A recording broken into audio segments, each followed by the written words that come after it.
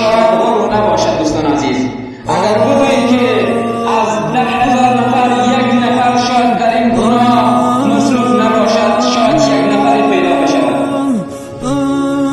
دوستان عزیز، این یگانه گناهی است که روزه نمیتواند کفاره‌اش باشد، صدقه نمیتواند کفاره‌اش باشد، نماز نمیتواند کفاره‌اش باشد، حتی حج بیت الله که ما میگوییم هر کسی که حج بیت الله را انجام بدهد از تمام گناهان خود پاک میشود، از این گناه پاک نمیشود. اون غیبت میباشد دوستان. امروز ما اگر نگاه بکنیم در هر مجلسی که ما بنشینیم 100% یک کلمه از غیبت گفته میشه، چنانچه که رسول اکرم صلی الله علیه و سلم میفرماید مررت لیلة اسری بی بقوم، میگوید من شبی که شب معراج زمانی که به طرف آسمان ها میرفتم یک قومی را دیدم که اظفارهم ناخن‌هایشان از آهن بود، یخمشون وجوههم، صورتهای خود را میخراشیدند، سینه‌های خود را میخراشیدند. میفرماید که از حضرت جبرائیل پرسان کردند که اینها چه اشخاصی هستند؟ گفت اینها اشخاصی هستند که پشت عیب برادر مسلمان میگردند، اینها اشخاصی هستند که میخواد آبروی مسلمان را بریزند، اینها اشخاصی هستند که آبروی مسلمان آبرویش را که بریزند مانند آب خوردن چنین براش آسان هست. دوستان عزیز، این غیبت می باشد. کسی که غیبت می کند در این قوم داخل می باشد. رسول گرامی صلی الله علیه و سلم روزی برای صحابه کرام خود فرمودند که اتدرون ما الغیبه، آیا می‌دانید غیبت چیست؟ صحابه فرمودند که الله و رسوله اعلم، الله و رسولش بهتر می‌دانند که غیبت چه چیزی را میگوید. بعد آن رسول الله صلی الله علیه و سلم فرمودند ذکرک اخاک بما یکره، ذکر نمودن برادر خود را در یک صفاتی که خیلی صفت بدی میباشد، ذکر نمودن یک صفتی بدی را در برادر مسلمان خود. صحابه عرض کردند یا رسول الله، حتی این صفتی را که ما در برادر مسلمان خود میگوییم، حتی اگر این صفت در اون مسلمان باشد بازم غیبت است. رسول گرامی صلی الله علیه و سلم فرمودند همین که تو راست میگویی همین غیبت است، و این لم یکن فیه فقد بهته. رسول گرامی صلی الله علیه و سلم فرمودند اگر تو این صفت را که در برادر مسلمان خود میگویی، اگر این صفت در اون برادر مسلمان خود نبود، این تهمت است. ولی دوستان عزیز، امروز اشخاصی که غیبت میکنند، یکی از دلایل ایشان این است که اگر برای آن بگویید چرا از برادر فلانی غیبت میکنید، ولی راست میگن چنین صفتی نیست، چنین صفتی در اون نیست. دوستان عزیز، خیلی ما باید متوجه باشیم غیبت یک گناه بسیار عظیم است که امروز در هر مجلسی هست. بعد از آن ما دوستان عزیز اگر فکر بکنیم که تقوا به این میگه که در کنار مسجد بنشینیم و بگیم سبحان الله سبحان الله سبحان الله الله اکبر الله اکبر الله اکبر، این است نخیر. اگر بگوییم که ما مسلمانی تنها به این است که نماز بخونیم، نخیر. اگر ما فکر بکنیم که مسلمانی تنها به این است که 5 وقت نماز خود را با جماعت بخونیم، خلاص نخیر. دوستان عزیز، مسلمانی به این آسانی نیست. دوستان عزیز، مسلمانی خیلی منزل‌های سختی هم دارد و خیلی منزل‌های آسانی هم دارد. روزی در منظر حضرت رسول گرامی صلی الله علیه و سلم حضرت عایشه درباره حضرت صفیه فرمودند که حضرت صفیه قد کوتاه دست خود را چنین کرد. رسول گرامی صلی الله علیه و سلم فوراً فرمود که نه یا عایشه، ساکت کن ای عایشه، بس کن ای عایشه،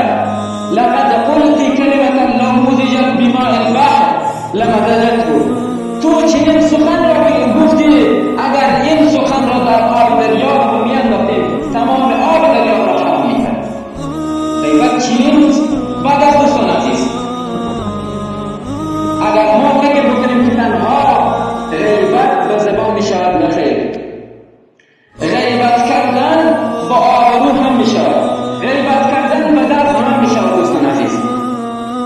مثلا فلانی قبلا پولی نداشته، آیا پول داشته برای خود موتری نخریده بود، اما امروز که موتر خریده با آبروی خود میخواهد که دیگری را متوجه بکند که ببین فلانی برای خود موتر خریده، به یک نوع تحقیر یا امید به درد خود اشاره میکند به طرفیان که فلانی را ببین که برای خود موتر خریده. دوستان عزیز این غیبت گفته میشه، ولی اکثر غیبت به زبان هست، اما اگر ما فکر بکنیم که تنها غیبت کردن به زبان است نخیر. مثلا میگن فلانی قد کوتاه است، این غیبت است. فلانی قد بلند است، این غیبت است دوستان عزیز. فلانی چقدر بسیار آدم نافهم و بیعقلی است، این غیبت است. به همین کلمه‌ای که تو گفتی فلانی نافهم است، امروز این نماز جمعه را که خواندی دوستان عزیز تباه کردی. از این نماز جمعه که امروز خواندی به یک امیدی آمده ای، به یک امیدی خوانده ای، امروز این کلمه را که گفتی از این نماز جمعه برای تو چیزی باقی نمانده دوستان عزیز. غیبت کردن یک گناهی بسیار بزرگی است که امروز هیچ کدام ما اون را گناه حساب نمی‌کنیم.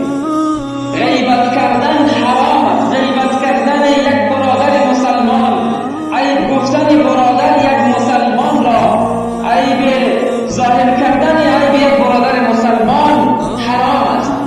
چنانچه که شاعر سعدی چیزی را می‌فرماید: مکن غیبت که غیبت حرام است، مکن غیبت که غیبت حرام است. ولی دوستان از غیبت کردن حرام است که گفتار تو در غیبت حرام است.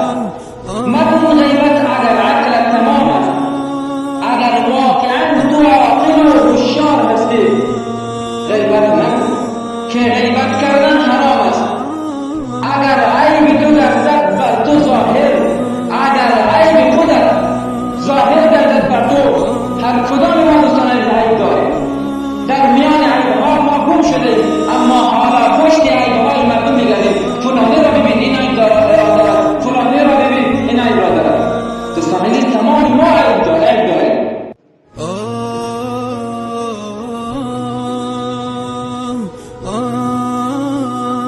قصه از یک رساله به اصطلاح ما و شما از یک مردشوی نقل قول میکند. شخصی میگوید که روزی در پیشم یک زنی را آورد که این را غسل بدیم و میخواهیم این را دفن کنیم.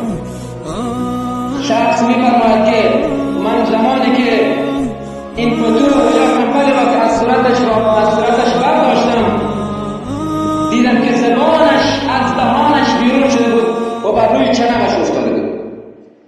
میگوید با یک فریاد بلند گفتم الله اکبر، چرا این زن زبانش از حلقومش بیرون شده. بعد از آن میگه که من این زن را غسل دادم و زن را جنازه داد و دفن کرد. بعد از آن میگه که من به جستجو افتادم که چرا زبان این زن بیرون شده. بعد از آن میگه که من از دختر آن پرسیدم که چرا زبان مادر تو از دهانش بیرون شده. آن دختر برای این رساله چی فرمود؟ ای عمه جان، مادرم دو شخص را هیچگاه نمیدید مگر اینکه این دو شخص را به جنگ بینداخت و الله جل جلاله در این دنیا او را رسوا کرد. ببینید دوستان عزیز، این اثر غیبت و اثر سخنچینی و اثر تحقیر بود. شخصی از سفیان ثوری پرسان کردند که من در بخارا نشنیدم از شخصی که بگوید که امام ابو حنیفه غیبت کرده. سفیان ثوری رحمت الله تعالی علیه برای جوان گفت ای جوان، امام ابو حنیفه هوشیارتر از این بود که نیکی‌های خود را به دیگران نقل کند. دوستان عزیز، هر کسی که غیبت میکند نیکی‌های خود را برای اون شخصی که از اون غیبت کرده برای اون غیبت امروز در تمام اکثر مجالس غیبت شروع از دوستان عزیز. الله جل جلاله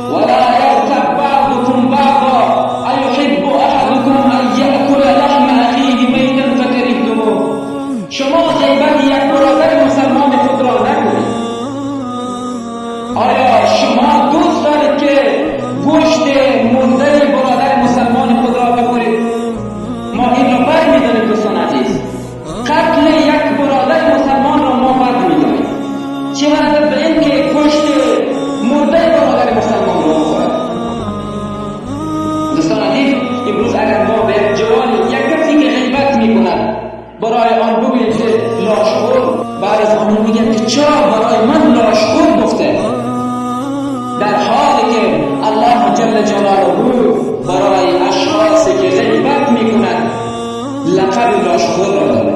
اون کسی که غیبت میکند اون لاشخور است. دوستان عزیز، اگر امروز کسی از مجلس شرابخواری بلند بشود ما میگوییم که این گناهکار است. اگر کسی از مجلس پربازی بلند بشود میگوییم گناهکار است. اگر کسی از مجلس فیلم‌ها و سریال‌های زشت و بد بلند بشود ما میگوییم گناهکار است. اما کسی که از مجلس غیبت بلند میشود ما هرگز اون را گناه نمیشیم.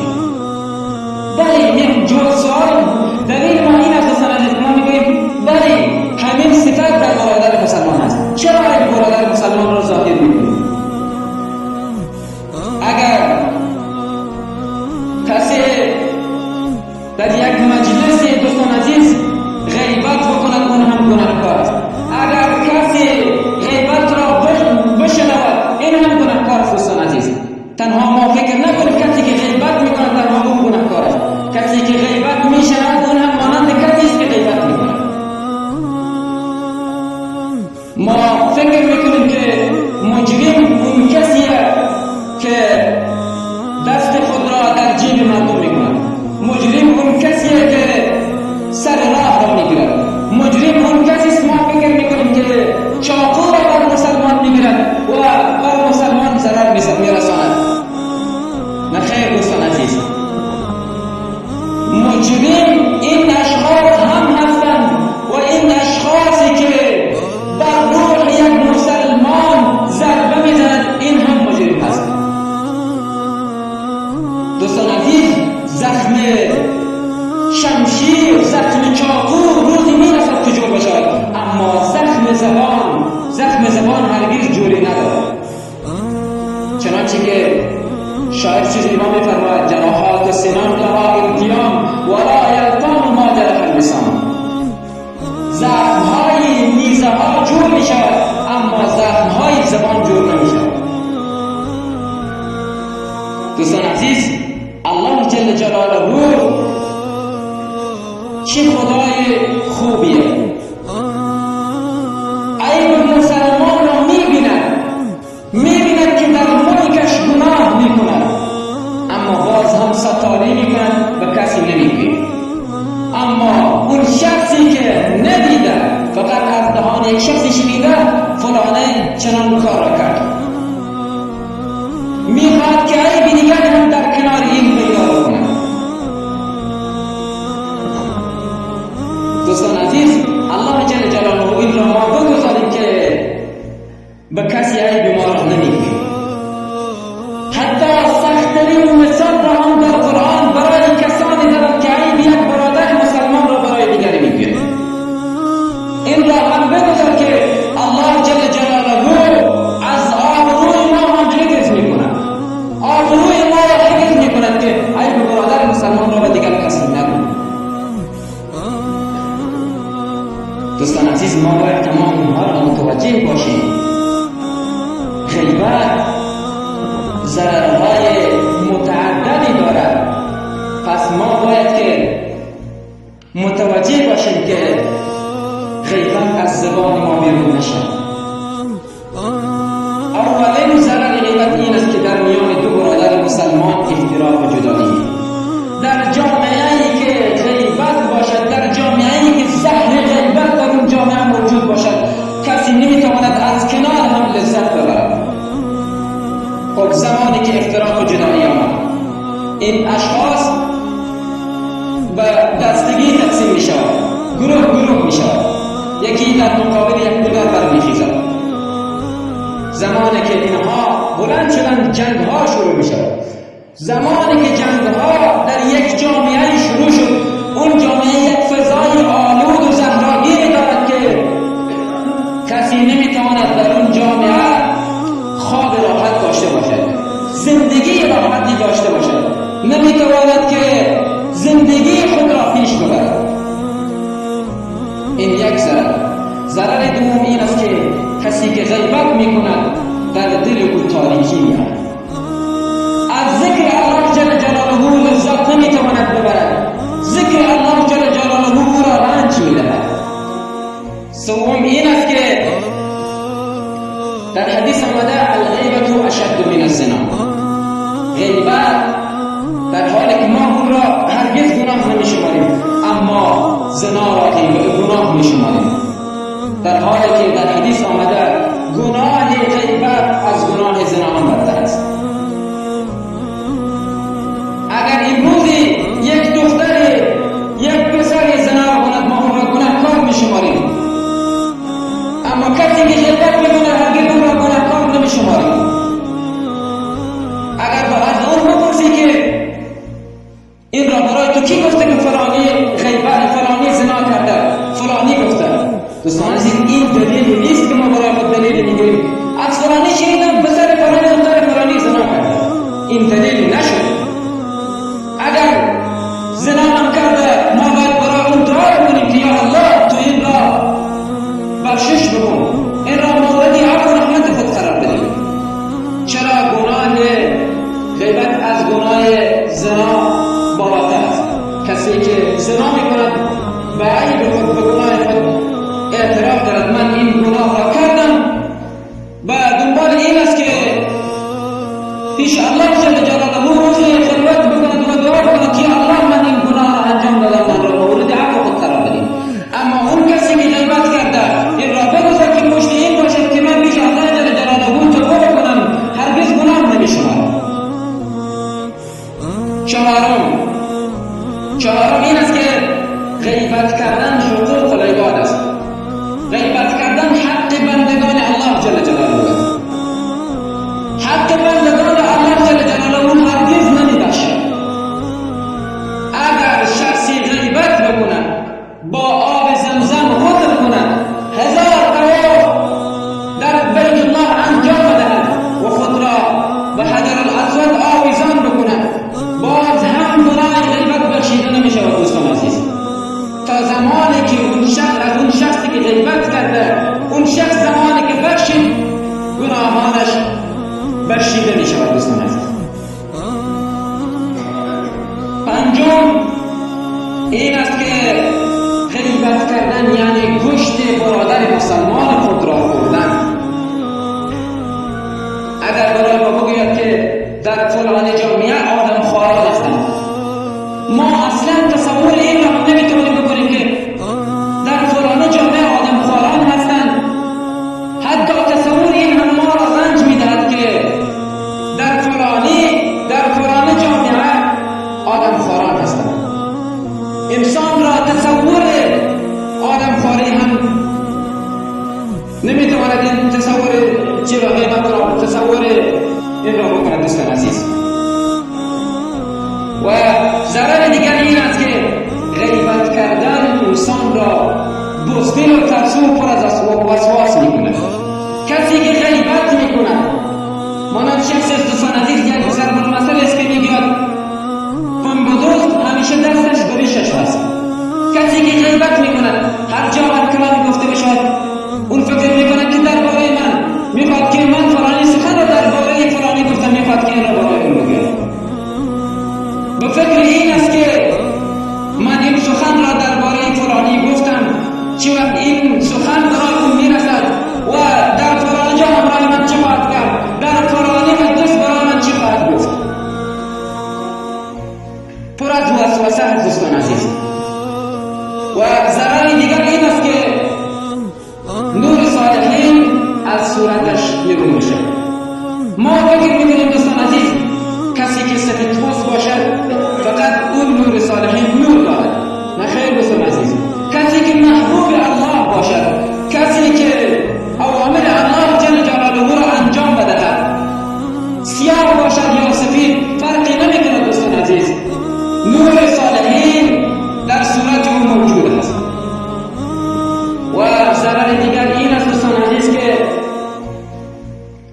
غیبت کردن اعمال صالحه، اعمال نیک خود را به دیگران تقدیم کردن.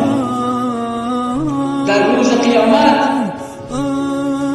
جل جلاله زمانی که صدا بزند که اون اشخاصی که زیاد اعمال صالحه دارد بیاید، زمانی که حاضر می شود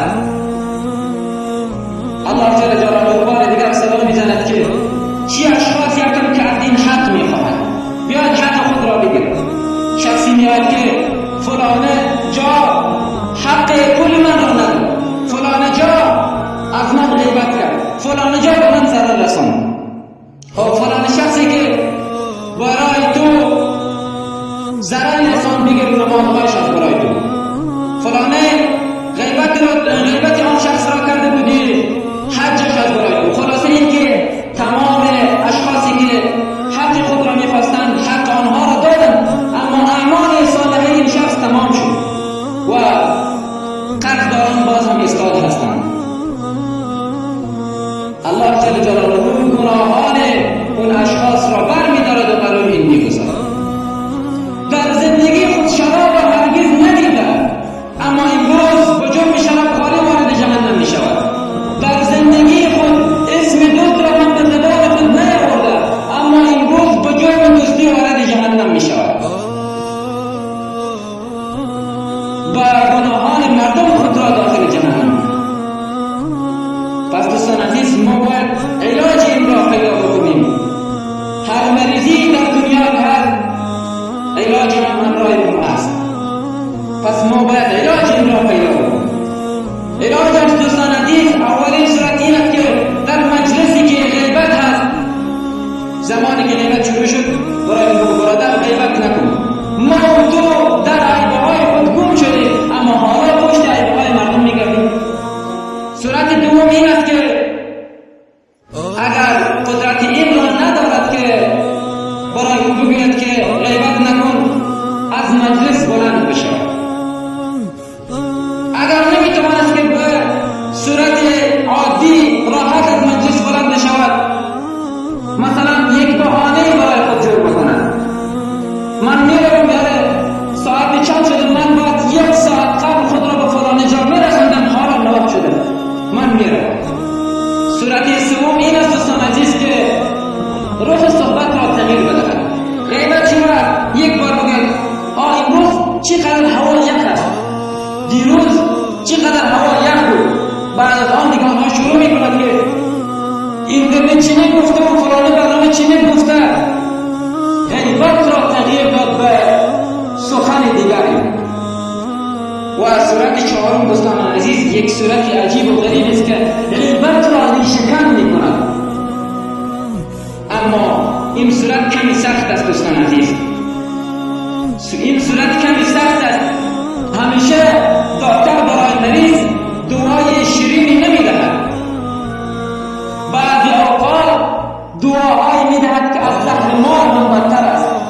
اما به خاطر اینکه از مریضی دور بشود، از مریضی پاک بشود، مجبور است که این دعا بخورد. دوستان عزیز، شخصی می‌بینی که ما به حمل احتیاج دارد، میرود پیش دکتر شکمش را پاره می‌کند. زمانی که از شفاخانه مرخص می‌شود، برای دکتر میگوید دکتر صاحب بخشش باشد. شکم تو را پاره کرده، اما باز از دکتر بخششی می‌کنی. به خاطر اینکه دوستان عزیز از ضررهای دیگری اون را می‌خواهد نجات بدهد. پس ما هم باید یک کاری بکنیم که غیبت را ریشه‌کن بکنیم. این صورت این است دوستان عزیز که از فلانی شخص غیبت کرد، فوراً برو پیش آن بگو فلانی من از تو غیبت کردم، من درباره یک سخن اشتباه را گفتم، من را عفو کن. این را زمانی که 10 الی 15 بار انجام بدهید، دیگر نفس انسان هم از اون خداحافظی میکند. نفس انسان هم خداحافظی میکند. هرچی غیبت میکنیم اون میرود از اون بخششی میکند، فایده‌ای ندارد. دوستان عزیز، خلاصه این که ما متوجه باشید از زبان ما غیبت نشود. غیبت ضررهای زیادی دارد، هم ضررهای دنیوی و هم ضررهای اخروی. در دین دنیای انسان ضرر میرساند غیبت. و پیام من برای دوستان این است که اگر میخواهید که زندگی راحتی داشته باشید، خواب راحتی داشته باشید،